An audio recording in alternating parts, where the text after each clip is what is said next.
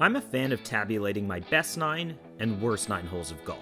200 up. It was 190 playing 200. It keeps my ego in check and reminds me that every moment is a new opportunity to score. Westwood Plateau is a good setting for this experiment.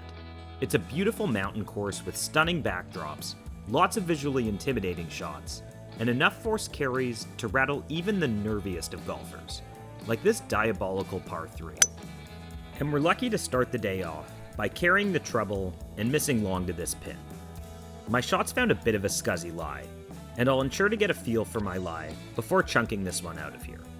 And wouldn't you know it, we get the feel for this one just right, and I'm more than happy to tap this one in for par. Onto a tight par 4, where I opt to smooth one into play with a 3-wood. 108. And I just watched everyone go long, so I think I'm hitting 100 club. It's just a wedge in from here, and this one's tracking down the pin. And check out the result. Thank God that hit the pin. That was so thin. I heard it. A stroke of luck from the golf gods, and a short putt for birdie. We miss on the pro side, and there's nothing wrong with another par here. Onto a much longer par 4. It's my first swing with the big stick today, and it's a bit of a misfire. Uh-oh. But Gordon knows the course. It should be fine, man. It kind of slopes down there. It should kick over to the right and you'll be in the rough. Okay. Was I aimed super far left no, there? you're good. So it's 165, back flag. I'm just gonna hit a 150, 155 shot. If the cart would shut up. And another thin one. Oh, thinned it so bad. And it worked out. And somehow, despite 2 crappy swings, we have a look at birdie here. It's on target, and Gordon knows right where it's going. Another drive we'd like back here. It's not looking good, but I think it's alive. 216 playing 204 into the wind, but still think it's a 200 club. and I'm hoping to reach this par 5 and 2, but it's another hook here. It's gotta go. No. But instead we'll find ourselves in a greenside bunker. The distance control on this one is good, and lo and behold, a shorter look for birdie than on the last. Oh. But instead, we'll settle for par. On to another par 5, where Gordon's gonna rib me. I'm not hitting driver well. I'm not good at golf. Cart says we're about 285 into wind. And now, one of these. Whoa. Good miss. Par 5, par 5. 134 in. Little long's okay. Better than short. And I've long maintained that you can get away with a bad swing on a par 5, and sometimes even still make birdie. Oh, that can be really good. Indeed, this one winds up just a couple of feet past the hole, and I'll take my time to make sure I drain this one. And at this point in the round, golf is feeling easy. A long par 4 here, and the landing zone is looking like a landing strip to me. But I hit a good one. Not terrible. That's what you love to hear from Coach. Not terrible. Okay, 133, playing 135 into wind. Feels like a lot of club, but... I won't let ego inform my club decisions. With trouble short, I club up and aim at the middle of the green.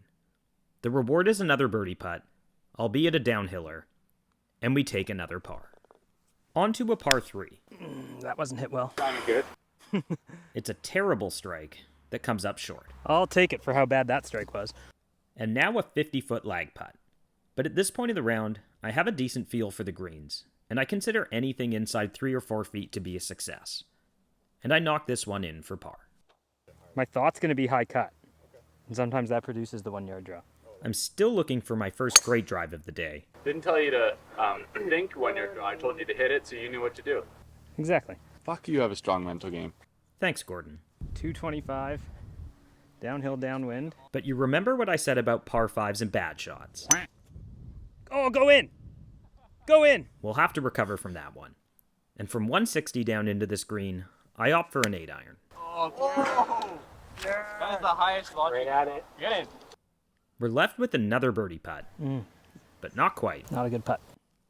And it's one more par here.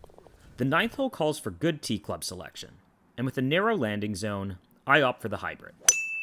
It proves to be the right choice, as I rope this one into perfect position. 61. Wow, that drive went a mile. 280, in fact. Okay, time for a good wedge. And now it's time to harness the pitch and putt player in me. This is a green light flag if there ever was one. I just want to put good contact on it. I managed to do it, And now it's time for a team read with Coach. So I think this isn't going to move as far right as it appears. Yeah, that's exactly right. I actually had it slightly out of that, but yeah, I like that. I'm committed to the line, and here goes. And that's a great 9 holes from this round. Every drive left me in a position to hit a green and reg, and on the rare occasion I missed them, I managed to scramble. Throw in a few birdies, and it tallies up to 3 under par.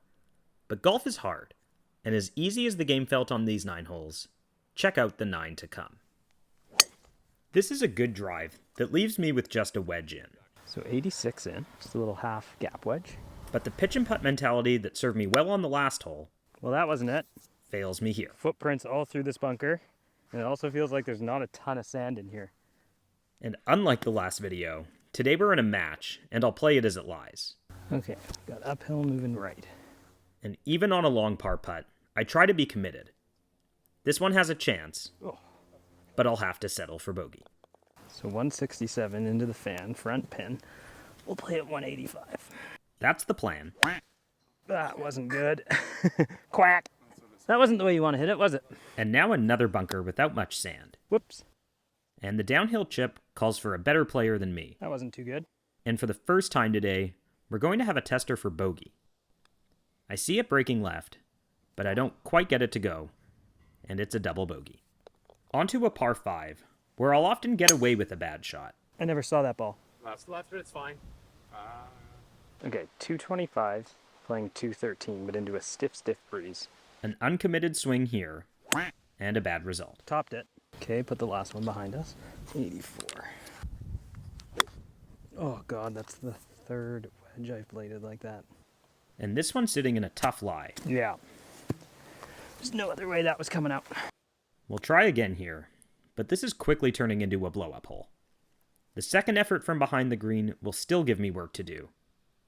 And here, I don't get the bogey putt to go. And just like that, back-to-back doubles. And the beatings will continue. Go in. Until morale improves. What am I doing? Re-teeing? Just re-tee. Don't tell anybody. No, I'm telling everybody. Oh, honey. Push draws like Rory, except for a little lower than Rory. Same ball speed. Do you think he gets more ball speed off of a wedge? Yeah. In theory, should be able to hit a sandwich 80. Although re-into? At the last second, I switched to a gap wedge. And I took a very uncommitted swing. Now we're stuck scrambling and hoping to get up and down to avoid our first triple of the day. But unlike my last shot, I do go through my routine here. It's a low runner that does wind up perfectly pin high. And it's funny how confidently you tend to hit them when you really want it to go. Thanks. Good double. All right, what's our review of the tee boxes? Rough. This is a funky little tee shot. I hooked one OB on the last hole, and despite Gordon's praises about my mental game, it's definitely still on my mind here. This one's terrible, and it's gone. That wasn't good. So today I have been all over the place off the tee, and only 2 weeks ago I was hitting the ball a lot better. Is that true, Gordon? I played with you 3 weeks ago. You're hitting it really well. And more on that later. Birdies and doubles, that's the theme of the day. No idea really, so I'm just hitting an 8-iron, hopefully back in play. I'm on a huge slope here. Unfortunately, I can't get this one to the green. And once again, we're going to be playing for double. 72. Finally good contact on this one. And I will have a look at 5. That should be really good, I think. It's a little side hill breaker, and I thought I might have it. Would have been a good bogey. Pro side. But we'll have to take one more double. It's another rough outing to come on 15, which is a good time to talk about the best method to actually level up our game. So I am struggling mightily off the tee today. It's a good time to talk about swing tweaks. So what swing tweaks does is you can send them a video of your swing, just like the one I took, one down the line, one face on. And same day, from a PGA pro, you will get a lesson tailored to your swing with feedback from a pro, all for about the price of a glove. And I know a lot of us are blasting away a sleeve of balls every round. Forgo that one time, get a lesson with swing tweaks. And I'll reinforce that here. Earlier this week, Tiger quipped that amateur golfers need to stop watching YouTube instruction and start hitting balls. And the reality is that practice doesn't make perfect. Practice makes permanent. So you have to hit balls with an actual purpose. And you'll never get more valuable, purposeful golf drills for your game than you will from a PGA pro. I'll show you how my viewers have leveled up their game with swing tweaks in an upcoming video.